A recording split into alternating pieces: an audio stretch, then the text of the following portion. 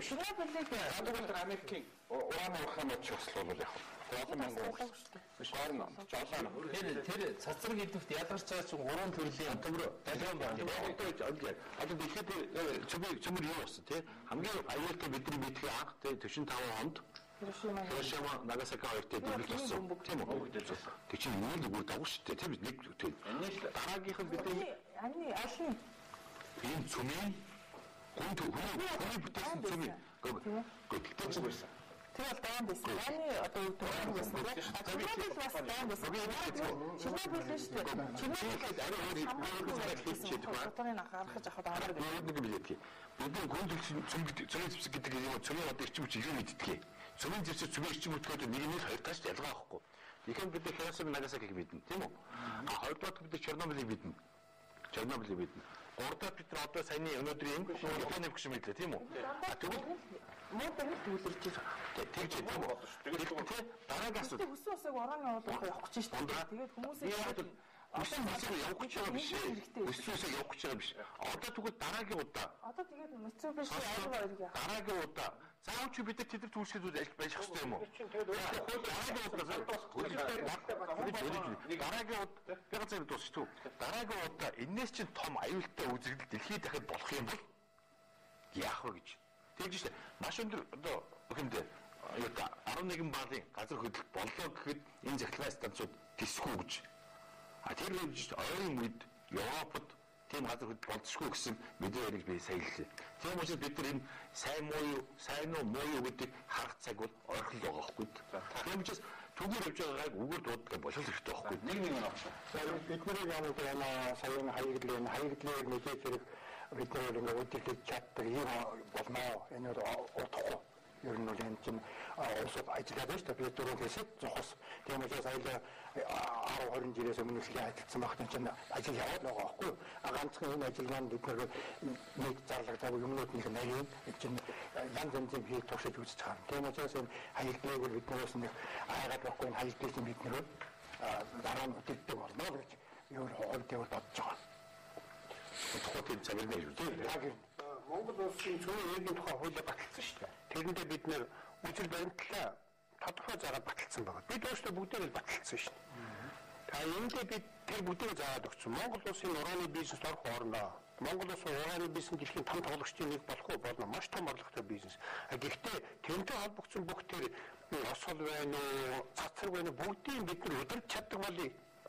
Шалт тавьж чаддаг болъё гэж байна шүү дээ. Манай хүүхдүүд тэрийг хянч чаддаг хүүхдүүд гарч ирнэ гэж бид найдаж байна шүү дээ. Бид тэр юмс болсолгүй тийм шинэ гарна гэж бодоогүй шүү дээ. Бидний хүүхдүүд л энэс байтугай нарийн технологи өдөрч чадах хүүхдүүд гарна гэсэн үүднээс ийм хууль батаад ийм үзэл баримтлал баталсан гэж ойлгоод байгаа шүү дээ. Тэгэхээр бид бол энэ ярианд татагтан орж байгаа үндсэн шалтгаан бол Монголд уран байна.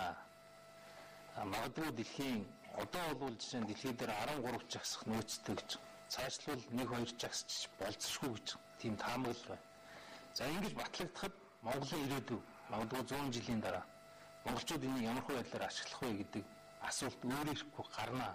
Одоо бид ашиглахгүй байж бол тийм ээ. Хүн төрөлхтөн ингэ цаашаа яаж хөгжихийг бид бас олж харахгүй шүү дээ. Гэхдээ нэг л зүйл байна. Монголчууд энэ талаар мэдлэгтэй болох хэрэгтэй. Энэ салбарыг Монголд хөгжүүлэх хэрэгтэй. Салбарыг нь итгэлтэйгээр энэ асуудлыг Монголд хийж чаддаг мэргэжлийн хүмүүстэй ойлголттой болохгүй бол тэнд тийм аваар болж гин, энд ийм осол болж гин, тэр их аюултай юм шиг байна гэсэн ийм таамаг яриануудаар зүгээр ингэ төрийн бодлого гаргадаг тийм ээ. Таамаг яриа. Гэхдээ сонссон дуулснараа тийм ээ. Ингэж явж бол болмооргүй байгаамаа, болмооргүй. Жишээлбэл одоо ингэ цацраг идэвхтгэл ингэхэд энэ бол долгион. Хэд өндөр давтамжтай л долгион байхгүй. 3 янзын долгион байна. Энэ альфа, бета, гамма гэх тийм ээ. Энэ дотор жишээлбэл гамма нь болохоор нэвтрэх хүчин чадал сайд. Тэгсэн мөртлөө хор багт. Альфа нь болохоор зэрэг нэвтрэх хүчин чадал мод ганц цаас ч нэвтэлж чадахгүй. Тэгсэн мөртлөө амар их хортой ч гэдэг юм уу тийм. Энэ чиглэлээр бол монголчуудыг мэдлэгжүүлэх тийм. Одоо 10 дугаар ангийн хүүхдүүд энэ цөмийн энерги гэж юу юм, уран гэж юу юм, үйлдвэр нь юу юм, цөмийн эрчим хүч гэж юу юм, энэ хүн төрөлхтөнд ямар сайн зүйл авчирсан, ямар муу зүйл авчирсан гэдгийг ярих хэрэгтэй шүү дээ. Жишээлбэл одоо дэлхийн нийт эрчим хүчний 12%-ийг энэ цөмийн эрчим хүчээр гаргаж байгаа бол дэлхий дээр ялгарч байгаа нүүрс төрөгчийг л 11%-аар багасгаж өгсөн байна шүү дээ. 50 жил гэдэг юм уу те. Тэгэхээр энэ чиглэлээр бол монголчууд мэдлэгтэй болох хэрэгтэй гэж ингэж л бодож байна. Тэгвэл энэ бидний орны энэ сэдв бол маш чухал хэрэгтэй. Хүмүүст бол яг ингээд энэ малаар улам илүү ярилцах хэрэгтэй гэж бодчихно гэдэг. Олон талаас бидний ярилцаад яваагүй бүлэвсээр бол хэрэггүй гэдэг шүү дээ. Гэхдээ цэгийн салбарт бол би хоёр их том ялгаатай тийм ингээд авч үзэж байгаа бид нэг холцоод байна л да.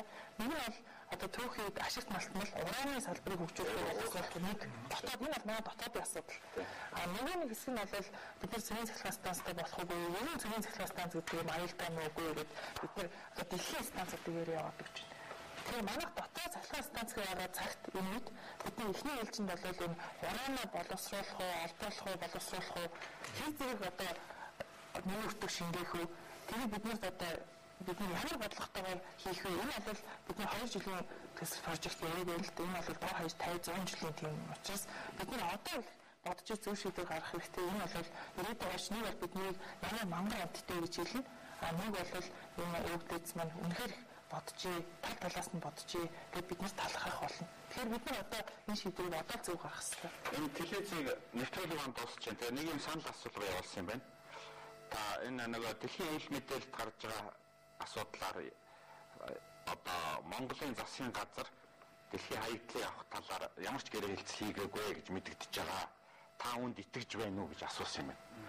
Тэгэхэд нийт хариулсан 173 хүн итгэж байна гэж хариулсан байна. 144 засгийн газарт итгэхгүй байна гэж хэлсэн байна. Тэгээ өнөөдөр бол манай яриа бол нэлээд тийм ерөнхий ойлголтын төвшөнд явлаа.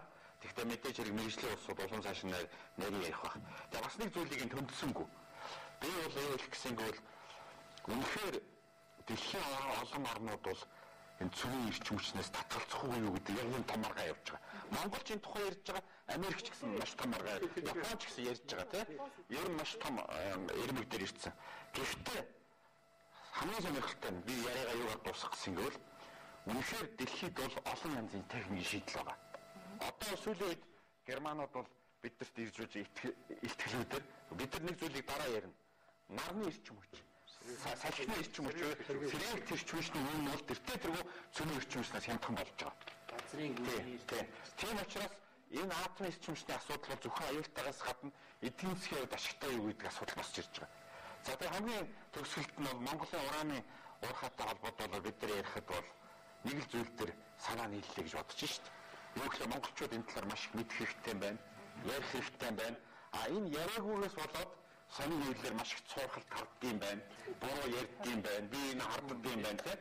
Гэхдээ дахиад хэлэхэд энэ засгийн газрыг буруу шít. Хүмүүс яагаад гэвэл сонин уншаал ярина шít. Засгийн газар ярихгүй байхад Японы сонин ярьж байгаа юм буруу байна. Америкийн сонин ярьж байгаа буруу биш шít. Тийм учраас ороод ярьж байгаад бол талархаж байна. Засгийн газрын албан ёсны мэдээлэл бас байхгүй юм. Байхгүй байна. Өнөөдөр хүртэл одоо хүртэл тийм учраас их хурлын дөрөв гишүүн хэвлэлийн албаны дарагтай манай засгийн газар. Тийм тэгэхээр хэвлэлийн албаны дарга бол их хурлын дөрөв гишүүн ерөнхий сайд асуулга тавьсан байна. Энэ талаар ямар нэгэн гэрээ хэлцэл хийсэн үү? Ямар нэгэн протоколууд байна уу? Ялангуяа өмнө нь Монголд одоо ийм цөмийн хаягдлыг нууцаар болж ирсэн гэсэн хэлэм байдаг тийм социализм үед. Энэ талаар ямар нэгэн одоо ярианаас гадна энийг засгийн газар шалгаж үзсэн үү гэдэг ийм асуудлууд байгаа. Тэгэхээр энэ яриаг бол үргэлжлэх юм байна. Тэгээд энэ нэвтрүүлэгт оролцсон та бүхэнд бол их талархлаа. За баярлалаа.